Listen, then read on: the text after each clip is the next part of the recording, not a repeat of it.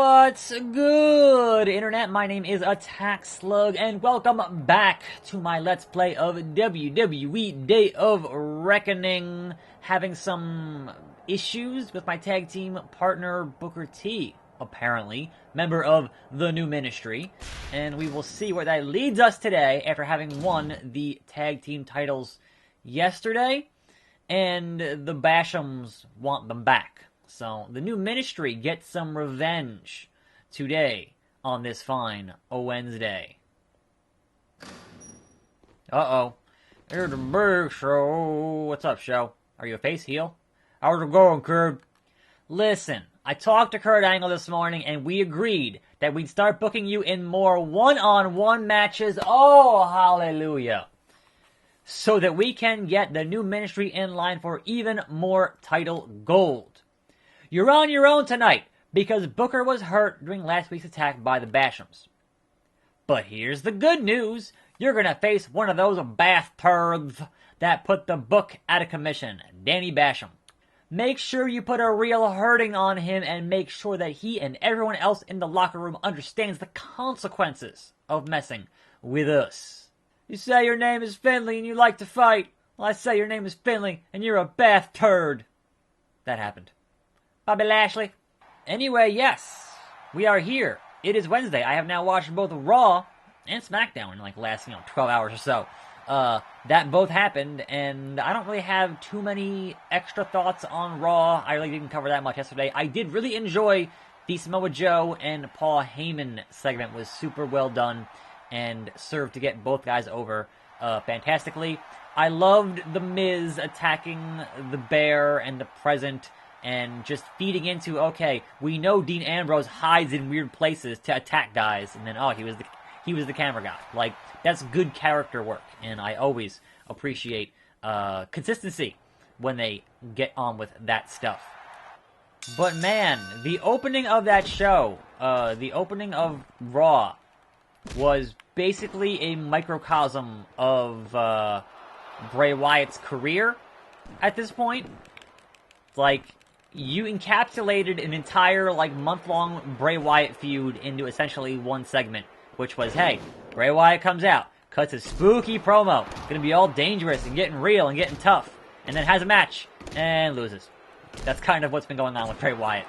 So, look, I like Bray Wyatt. I think he should have stayed on SmackDown and held that belt longer.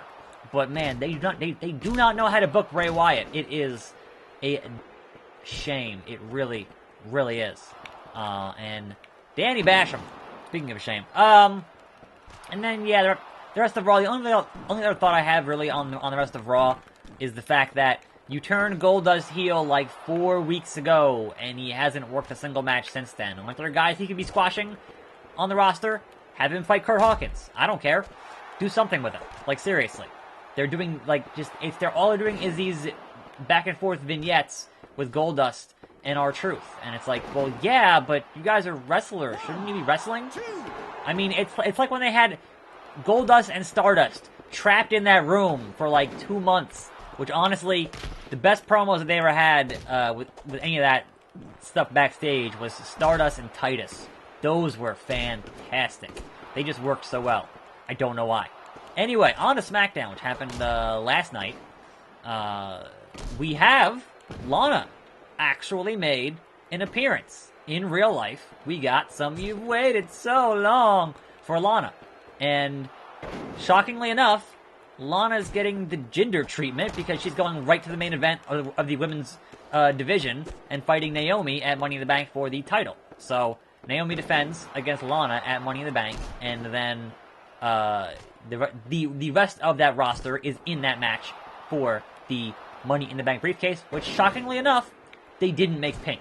It's white. I was like, good. They could at least a step in the don't go the super obvious route, thankfully. We've moved past the butterfly belt stuff, so just don't do this super obvious stupid thing. If you can possibly help it, alright? So, there was that. Boom, white noise. Pin the man. So yeah. Like everything else, I am perfectly willing to give Lana the benefit of the doubt. As someone who was an actress and a model, that transitioned to being a valet and apparently now is going to be a wrestler. I have not kept up on if any of her matches at these NXT house shows are any good. I have no idea. Because it's always difficult for somebody who wasn't, originally trained to be a wrestler to transition into being a wrestler. So, as always, benefit of the doubt, perhaps that match will be amazing. But man, if that match is anything but, above average, that crowd is going to perhaps turn pretty hard on that situation. Although, you would imagine that Lana is supposed to be the heel here, right?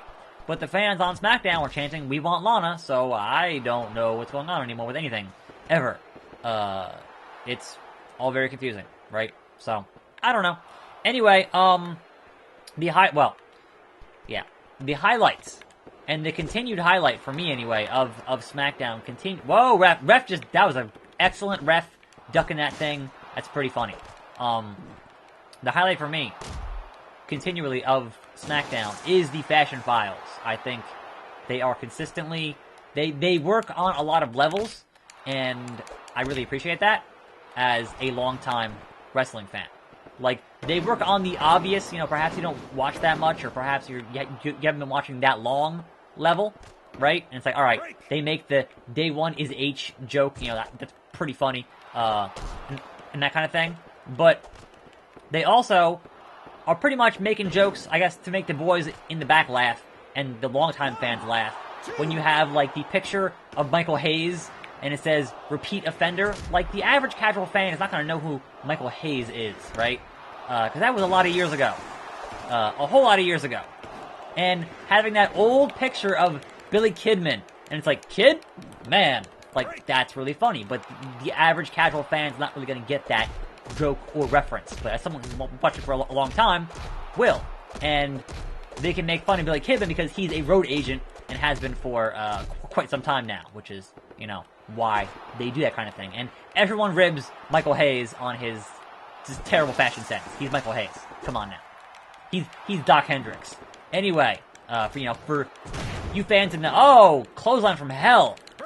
For you fans in the 90s who, were not familiar with the Freebirds, Michael Hayes was also Doc Hendricks. And he managed the Hardy Boys for a short time there. For reasons that I don't really understand, but he did. It happened. Go look it up. But yeah, really, Basham here is 2 of these clotheslines from hell.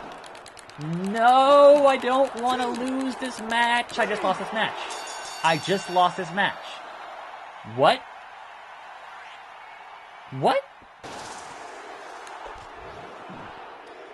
Slug, Sploder, and then I will pick him up for another Slug, Sploder, and that should be enough the second time to put away Mr. Danny Basham, or it would have been if I didn't get hit with a, here we go. There you go, bridging German. He's in danger. That should wrap it up, right? Of course it does. Okay then, moving on. Oh, hitting the official. That's not kosher. Come on now. Don't you know there's a second Basham? They should watch it back there. Me? Handicapped. Alright, handicap match. Alright, in the GM's office. Gentlemen, I've called you here to inform you that the New Ministries Tag Team Champs have a title defense tonight against Eddie Guerrero and Rob Van Dam. Kurt, I want to go, but I still can't. My leg is still hurt from the beatdown those suckers gave me a couple weeks ago. I'd go in there tonight with Slug, but I can't because I already have a triple threat match tonight. What about Big Show? A triple threat match to decide the number 1 contender for the WWE Championship.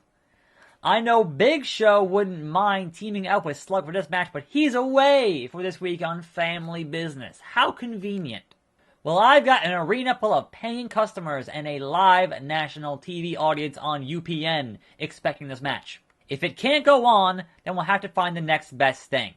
So tonight, it's going to be Eddie and RVD against Slug and a partner of his choice. Whoa, whoa, whoa, I'm his partner. I'm a tag team champion. He don't need any other partners. That's right.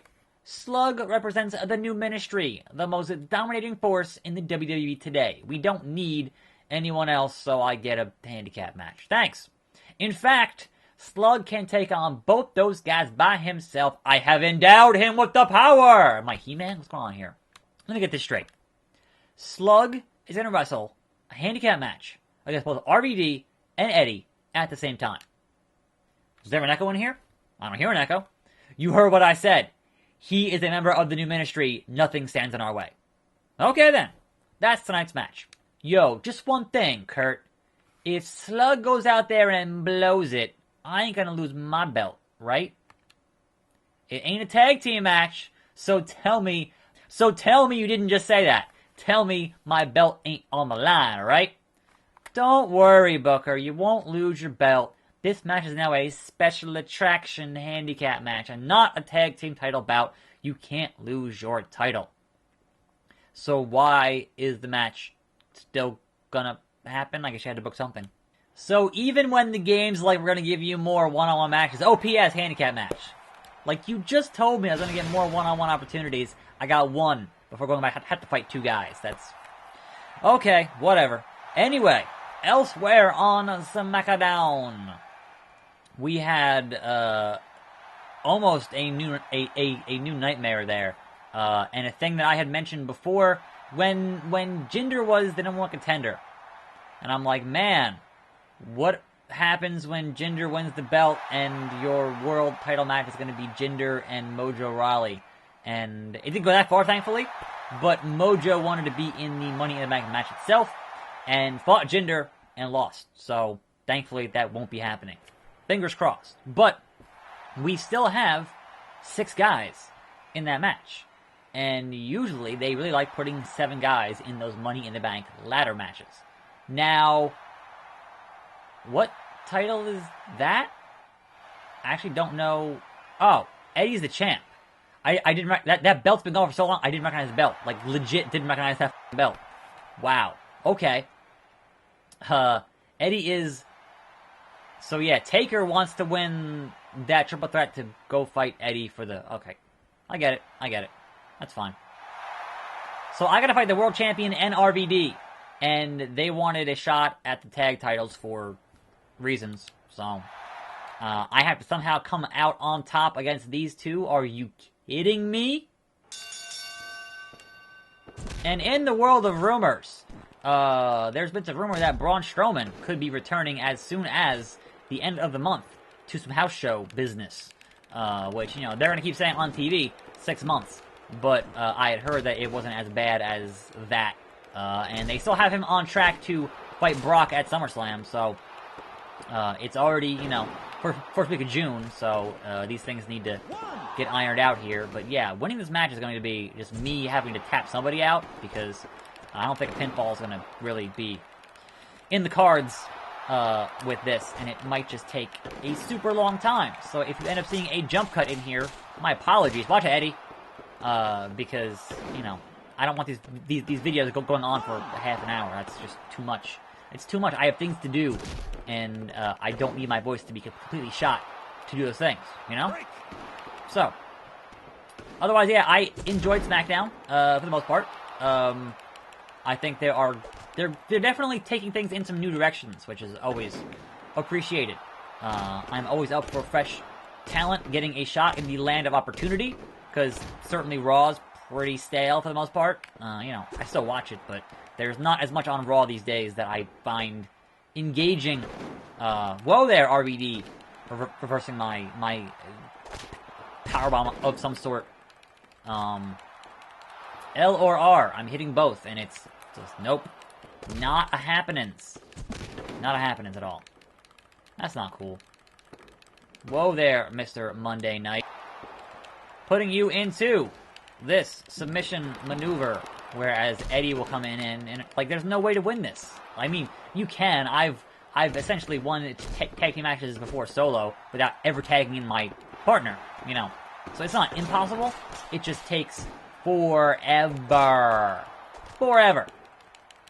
And I don't have a whole lot else here to discuss in terms of thoughts on wrestling today and news. So that means it's time to have our good old-fashioned, he tagged out. Good old-fashioned, get back in here. Jump cut to where either I lose the match and I do it again tomorrow, or I lose the match and it says, hey, you're disqualified, or no. If someone interferes or a cutscene plays and that's supposed to happen, that's fine. So I'll catch you guys on the flip side in about 2 seconds here. Referee, run on the ropes. Break. I'm just gonna try losing here and seeing what happens. Do it again. Do it again. That's fine.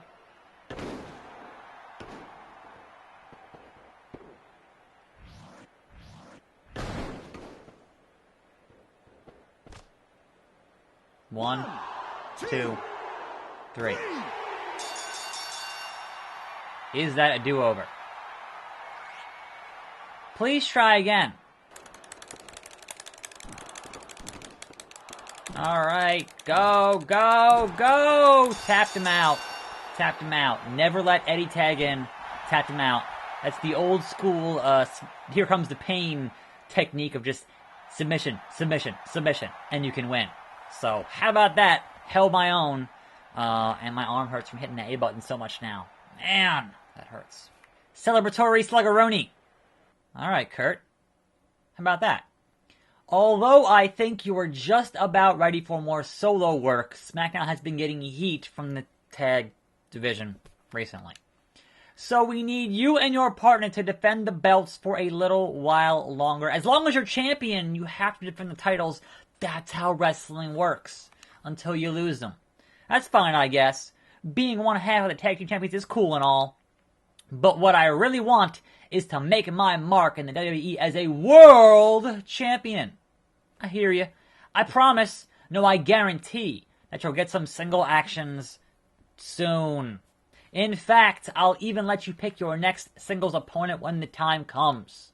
How about the champion? That'd be nice. Please? Anyhow, that's going to wrap up this fine Wednesday edition of the program. Thanks for watching. I am your host, attackslug. I should be live streaming tonight for those of you who are interested in that kind of thing. I'm not sure I'm actually going to live stream just yet, but that should be happening this evening. So stay tuned for that, and more videos every day. We'll see you next time, right here on this channel, and I'm out.